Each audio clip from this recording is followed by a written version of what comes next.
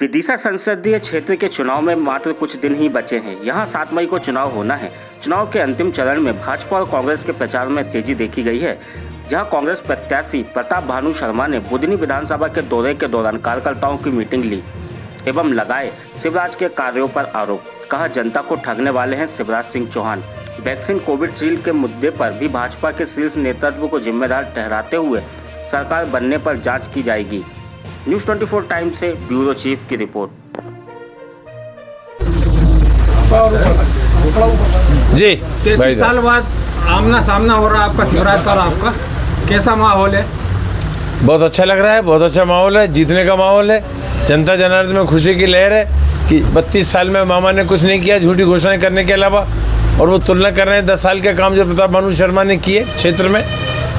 चाहे सिंचाई योजना लाने की बात हो, चाहे गांव-गांव बिजली पहुंचाने की बात हो, चाहे सड़कें बनाने की वजह सुनते आ रहे हैं रास्ते में, चाहे वो सरदार नगर की बात हो, चाहे वो रेल लाइन बुधनी से लेकर इंदौर तक 75 साल में किसी ने करा इस काम को? किसी ने नहीं करा।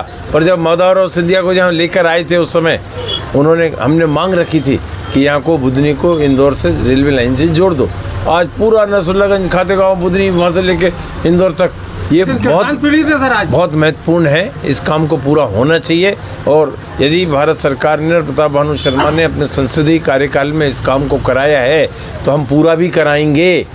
और जब किसान पीड़ित हैं, मुझे मालूम है धरना प्रदर्शन हो रहे हैं, किसानों को परेशान किया जा रहा है। कांग्रेस के टाइम पर राहुल गांधी जी ने एक कानून बनाया था भारत सरकार ने मनमोहन सिंह जी के कार्यकाल में कि यदि सरकारी योजना के लिए हम कोई भी भूमि अधिग्रहण करेंगे तो उसका बाजार मूल्य का 4 गुना मुआवजा हमारे किसान को मिलेगा और उसके परिवार के किसी एक सदस्य को नौकरी दी जाएगी।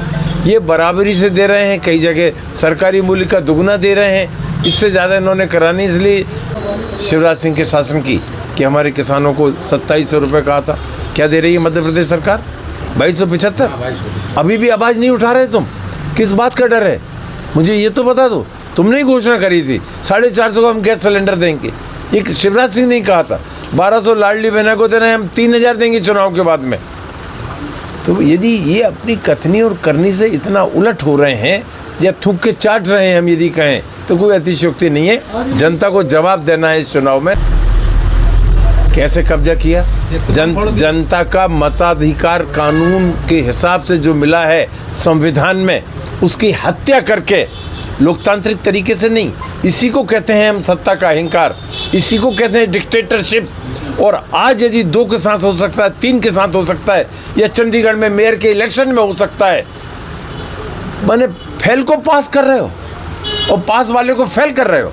वो 8 वोट मेयर के चुनाव में निरस्त कर दिए खुलेआम। यदि वीडियोग्राफी नहीं होती तो वो तो खेल पूरा ही था। सुप्रीम कोर्ट ने न्याय दिया, उसकी वैलिडिटी उन्होंने करी उन 8 मतपत्र को, और हमारा प्रत्याशी, आपका प्रत्याशी जीता। तो यदि इनका संविधान में विश्वास नहीं, ये संविधान को बदलना चाहते हैं, इनका देश के लोकतंत्र में विश्वास, हमारे यहाँ तो निर्धारित प्रक्रिया है ना। जितने लोग सांसद बनते हैं, जितने लोग मंत्री बनते हैं, ये संविधान की शपथ लेते हैं।